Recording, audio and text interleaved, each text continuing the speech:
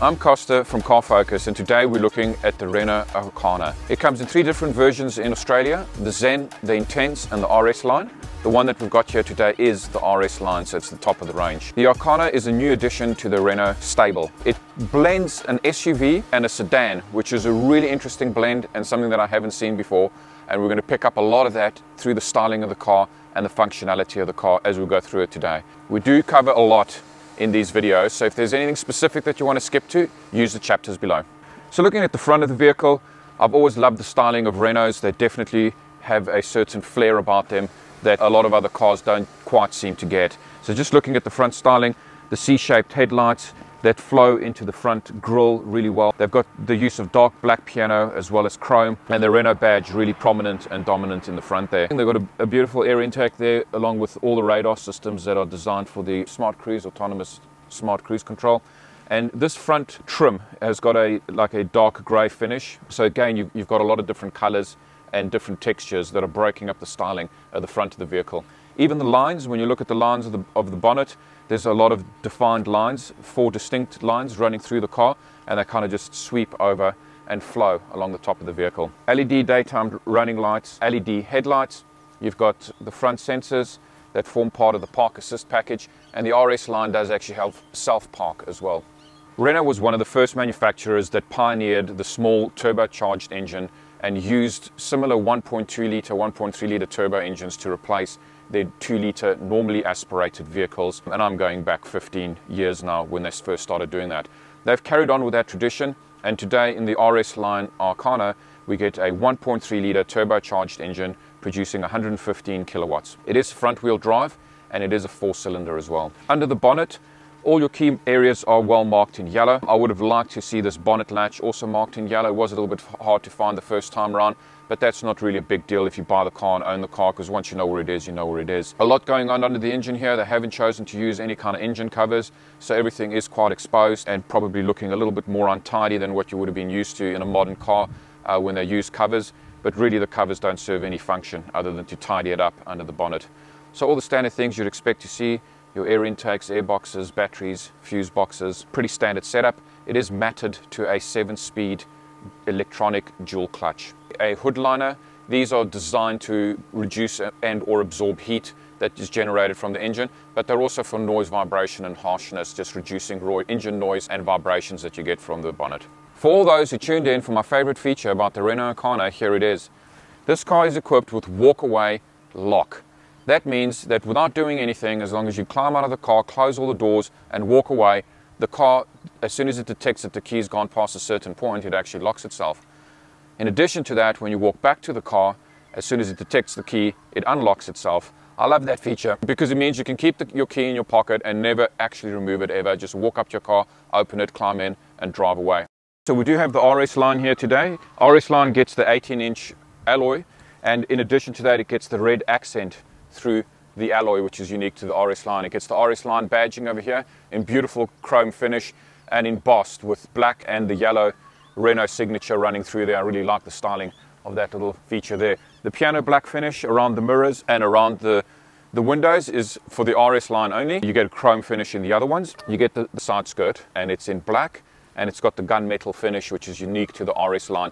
This is the same gunmetal finish that runs through the front and rear bumper as well. Your proximity key for the doors, you can use the button if you haven't activated the walk-away locking function. You get tinted windows and you get privacy glass on the RS line for the rear windows. The one we've got here today is optioned in with a sunroof, and the sunroof continues on with a black roof, so you get a blacked out roof finish running along the top of the vehicle, which ties in really beautifully with the blacked out windows, and the gloss black trim around the windows works really well together. The back of the vehicle, staying with the styling, you've got the dolphin fin aerial, which sits below the roof line. I like that because it's great for car washes. You don't have to remember to remove your aerial. Your fuel flap is on the driver's side for a right-hand drive vehicle. And the styling, so we did mention that the vehicle is a sedan crossed with an SUV, and that really becomes pronounced in the rear styling. And the way that the vehicle is shaped here at the back, it does end up giving you a lot of space, and it also gives you a fairly big overhang across the back of the vehicle. What it is, it's really brave styling because it doesn't look like a sedan and it doesn't quite look like an SUV. It's definitely standing on the edge between those two vehicles. And have they really pulled it off? I don't know. You can decide for yourself, but for me, I like it. You get the LED rear tail lights that run all the way through to the Renault badge in the center here. The big pronounced Arkana badging running across the back of the vehicle. It is a new vehicle. It is a new nameplate for Renault, so they do want to make a big deal about it and let people know what it is. You get the small Renault badge just there. You get a 6-sensor rear parking system. You get the chrome finish along the rear exhaust, but these are just aesthetic. There is no actual exhaust sitting inside there. It's just for looks. The gunmetal finish at the back here, tying in with the side styling and the front styling on the RS line. So we do have a traditional tailgate here. It's not a power tailgate on the RS line. But what they have done with it, as much as I said it was a sedan crossed with an SUV, you still get the opening functionality of the SUV/hatchback. So they haven't given you a sedan tailgate, which I don't personally like because they tend to limit the loading accessibility space at the back. So it's great that they've kept it the way they have. The rear boot is really big and it's modulated. So you get this modulated base to the boot. It is hard and sturdy, so it can take a fair bit of weight. At this stage, it's mounted at the flush position, so you can get a flush loading area. But if you need more space, it slides out like that, down and back in, and gives you just that extra depth of loading space. You can also modulate the load space and leave things at the bottom hidden and put this at the top. Underneath here, you get your spare wheel, which is a space saver and space for tools and other little bits and pieces. You also get this little extra storage compartment on the left-hand side of the boot. On the right-hand side, it's not there, probably because the fuel intake is there and all the piping and stuff is taking up that space. In case you're new to my videos, I always put the driving seat in my driving position so I can gauge how much leg room I have at the back. And the Arkana doesn't really disappoint. It's got a fair bit of leg room, and one of my favorite things, and I know I always mention it, is the foot room. So it does have good foot room as well. It's also recessed at the back here, so you've got that extra little bit of space for your knees to go somewhere. You've got these netted pockets behind the driver and the passenger seat. Looking at the interior trim, it is good quality. They've used some high quality materials on the rear doors. A lot of the times they skip the back doors manufacturers and they don't pay as much attention to them. You know, you've got a triple stitching running through here, all in red, but the ST line does have a dual stitching finish, so they've used red and they've used white stitching throughout the car, and the two are constantly complementing each other. They've also paired that up with the interior mood lighting. Now you can actually set the color of the mood lighting, but as a default it's set to a light blue. Moving to the center console, you do get 2 air vents here that can be controlled by the rear passengers. You also get 2 USB-A charge points, center armrest with 2 cup holders. You also get in the RS line, you get the leather suede finish. So that is a unique finish for the RS line, and we do have it in the car that you're seeing here today. Your rear cabin lights, there's 3 of them here. So you've got a left and a right, and then you've also got an on and off switch, which normally this would be unique to the front lights, but they've done it for the rear lights as well. You've got grab handles here, and you've got a coat hanger. You've got your ISOFIX points in the back of the vehicle. You've got 3-point seat belts, and the seat belts as well, I've got this extra trim that runs through here, the black and the red, just to make them a little bit different from a standard seat belt and in keeping with the rest of the styling in the cabin of the car. So the black leather and suede interior finish on the RS line. Over here you've also got a little pocket that you can store things just over there. The glove box over here is fairly deep and can store pretty large items in it. This finish that you see here with the red and the carbon fiber look-alike is unique to the RS line. It also gets this chrome finish at the bottom here and the mood lighting that runs all the way through there and across into the doors. Electrically adjusted driver and passenger seats in the RS line. They're also heated and air conditioned as well, controlled from the center dash. RS line kick plate, RS line logo on the carpet set as well, inlaid with color, really like that, nice touch. Alloy finished pedals over there with a nice rubbery grip as well. Your electric mirrors are folding and heated. They also have blind spot detection in them. On the dashboard here you've got a heated steering wheel. This is to control the height of your headlights.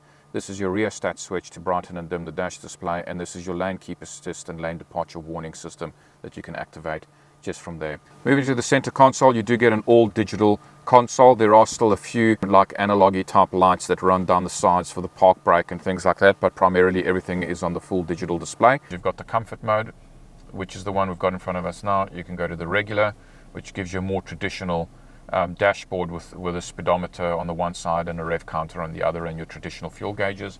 and then you've got the sport mode with the rev counter in the middle and the digital speedometer in the center. You do get more stalks than you'd kind of expect to get in a newer vehicle. They have kept the volume stalk here as a separate stalk. A lot of other manufacturers have chosen to move volume controls onto the steering wheel on the Renault Arkana. They've left them on this little stalk here, so you get your volume up, down, mute, and track selection and source selection all sitting on that little stalk. And then these are more traditional wipers and light stalks. Your steering wheel on the RS line that we have here today is leather, and it is perforated leather with the dual stitching, red and white stitching, and as we mentioned earlier, it's also heated. You get your smart cruise control functionality on the left with speed limiters, and on the right you get your phone controls as well as all your onboard computers and your settings on the right hand side. The RS line also gets the badging in the piano black finish with the beautiful yellow inlay just there. Steering adjustment is height and reach adjustable. Once we've been in the car for a little bit long and it's not quite sure, it's asking us to place the key in the start position, so that's the little start position for the key. It's also a very nice place to store the key while you're driving, and then we can hit the start button. On startup you see a lot of those traditional lights that you would normally see, but now they're all digital. I like that they've kept them in their old retro formatting and display them all the way across the bottom of the vehicle. In terms of styling, I like the finish. It is a very busy car. There is a lot going on here. It's interesting to see the difference between manufacturers and how some of them, like the Tesla that we reviewed, they've gone for real simplistic, almost with only 2 buttons, and then you climb in the Arkana and there's just buttons and switches and dials everywhere. It's a personal preference and depending on what you like, but I do like it. It is nice, but I also like the Tesla. So having a look here, they've gone for a landscape design on the dash, so there seems to be a toss-up between manufacturers. Some of them are going portrait, some are going landscape with this digital display, and I guess time will tell which one's going to end up being the dominant one. So just show you, we're on the main menu. The car does come with Android Auto and Apple CarPlay. It is not wireless, so you have to actually plug it in to get all of that functionality to work, but it does also have Bluetooth, so you can pair it like in a traditional Bluetooth way. Going through here, you get your navigation, your radio, music, phone settings, all the traditional things that you'd expect to see on a vehicle like this. You've got all your driver assistance modes, so you can set your following distance, your active braking, how sensitive you want that to be, your lane departure, your blind spot detections, traffic sign recognition, so you really get to go into all of those and set them, and you can switch them on and off as well, so if they irritate you, really simple to use. I like that it's all pictures, very simple menu. So staying with driving assistance, you can then go scroll backwards and you can access all your different park assists. I like, again, the diagrammatic representation. They haven't just used like a table of menus, which I find a little bit overwhelming and hard to navigate. This is a lot easier to navigate. So just at a touch of a button, you can go into your easy park assist. You can tell it if you want a parallel park or perpendicular, or you can even park at a 90 degree, at a 45 degree. So yeah, it's got all those different park settings. I've never seen the 45 degree before, so that's a really interesting one. Rear controls and parking aids and everything just through these menus, so they're well designed. Multi-sense actually takes you into your mode, so you get a My Sense mode, you get a sport mode, and you get an eco mode, and in each of these different modes you can actually edit them. So you can click the edit the current mode, you can set your lighting colors for that mode, and you can see here a really wide range of colors that you can set for the different modes. You can set what the cluster is doing. There it tells you what mode the cluster is in, the steering and the powertrain. When you're in the sport mode, your cluster, powertrain and steering are all set to sport, and your lighting is set to purple. Now the last mode, which is the My Sense mode, which is the mode the car starts up in automatically, this one is user selectable, so you can actually set steering to sport or comfort in this mode as an example, and then you can go to your cluster and put it in comfort, regular or sport mode, and then you can select powertrain stays in regular. I really like the My Sense mode because a lot of cars, when you select a mode and you switch the car off, it goes back into the normal mode, and then you have to, every time you climb in the car, remember and go in and reset it. With the My Sense mode, because you can set all your own settings over here, you're always in the settings that you want it to be on, and I'll show you now. So when we switch the car off, we can put it in sport mode, switch it off,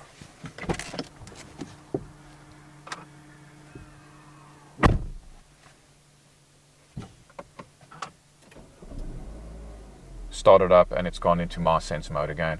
So that part is the same, but where you do score with the My Sense is you can actually set your settings on that. So if you do like the sport cluster that we looked at earlier, you can actually set it under My Sense, and every time you climb in, you'll actually get the sports cluster. So when you put it in reverse, you get all your different park aids. The main camera comes up here. For the back, it does have dynamic lines, so as you move the steering wheel, the dynamic lines move along with you, and all your different sensors there. You can actually mute the sensors, or you can switch them on, and it shows you which areas they're actually covering, and indicating that on the left and right of the car that you've actually got some blind spots going on there. Moving to these little controllers, they really need switches and something a little bit different. They've got sort of that aircraft feel. You'd think they go up and down, but they don't. They only really go one way. From here, you can activate the driver's side heated and air-conditioned seat. You can switch them on. You can switch on the passenger, and once they're on, you can actually control and go up and down from heat to cool. I love this touch screen. It's really responsive and responds immediately to my taps. This is your self-park mode, so once you hit that switch, it actually brings up all the different versions of the parkings. Yeah, so that'd be your art, your 45, your 90 degree, and your parallel parking. From there, you can also access all your park assist aids, and it takes you back to the park assist screen.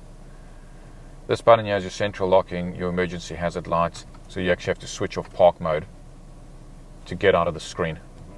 And once you've done that, you can then access your mode, or your multi-sense, which is your different drive modes, using this button.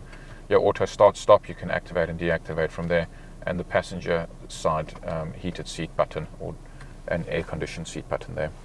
In the center console just underneath there, they keep to the same types of switches: your aircon button, your recirculation button, front and rear demister buttons.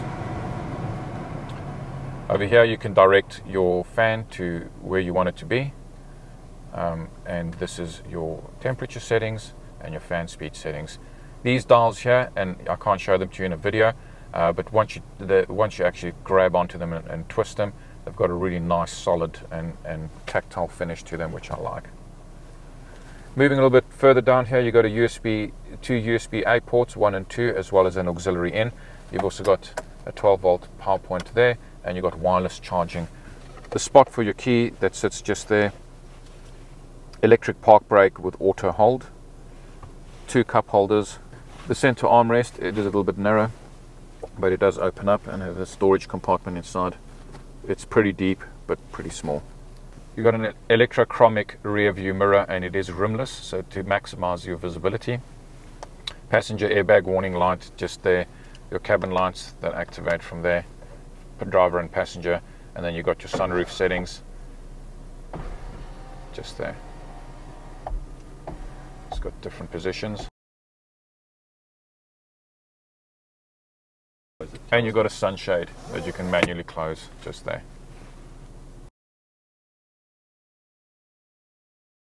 Alright, so before we get started, we're just going to go into our driver settings. We're going to have a look at our traffic sign recognition system. So we can turn the traffic signs on, we can turn on overspeed sound alerts, risk area displays, and risk area sound alerts. So we'll just leave all of those on and see what they do while we're driving. Our lane system, we've got the sensitivity, vibrations, and warnings. We can go early, standard, late, or low, high, and medium for the vibration warnings. So we'll leave those in the medium settings. Our blind spot system, we can switch that on and off, but we want that on, so we'll leave that on. Following distance to set to 2 seconds. Following distance warning deactivated. The alert is, so this is just displays if you come closer than a 2-second following distance, it actually starts alerting you. That's a really handy feature. And our active braking and forward collision warning. So we'll leave all of that on just before we get started, and we'll just drive off with those settings on. All right. So it is a dual clutch, and it does have hill assist control, but because it is a dual clutch system, it is still a manual, so you've got to be careful when you first put the handbrake down. Keep your foot on the brake so that it doesn't roll backwards. It does also have paddle shifters, so you can put it into drive and then you can gear down on the left, or you can gear up on the right, and change your gears manually, as it were. The steering wheel has got a really nice feel to it. I do like that it's a nice thick solid steering wheel, so you get the sense that you've got a good proper grip on the vehicle. The dashboard is actually S-shaped, and because it's S-shaped, it means that this screen is actually angled slightly towards the driver, which is something unique. A lot of the times the manufacturers, because they've got to design the cars to be left-hand drive or right-hand drive, they tend to leave that center screen in a perpendicular position, so it's always flat. But because they've S-shaped this dashboard, it's actually angled towards the driver, and when you do a left-hand drive vehicle, the S-shape would probably be going in the opposite direction, and then that screen would be angled towards the driver. So again, regardless of which way it's done, it's always angling towards the driver. So dual clutch transmissions are something that you got to get used to. They do drive a little bit differently, and this car's no exception, especially on pull-off. I do find that there's that slight lag, that slight delay, as you can sense the clutch engaging, grabbing the car and pulling off. So it is a different drive that you've got to get used to. Comfort wise though, the car is very comfortable. I've taken it down some roads with a lot of manhole covers, so they're not very level, and the car is very smooth, very comfortable, and that actually stood out to me. From a market competitor point of view, I would probably say that this competes with your medium-sized SUVs, small to medium-sized SUVs, things like Sportages from the Kia range, or the Tucson or the Escape from the Ford range. Those types of cars, it has similar functionality, similar size, you'd be able to do similar types of things, but this doesn't have that SUV look to it. It's still, for me, it still has more of a sedan type look and feel to the way that it drives. So if you're in the market for a small to medium sized SUV and you've been looking around for a while and just feel that everything else is a little bit more of the same, this Renault is definitely worth looking at. It is a little bit quirky, a little bit different, and if you want something that's just not so run-of-the-mill, definitely test drive one of these before you make a decision. The color on the car we've got on the car that we have here today is a pretty unique color, and again stepping out from the traditional colors that most of the other manufacturers have on offer in this segment of the market.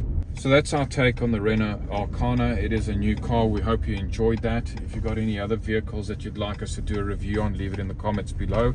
Don't forget to subscribe and like this video.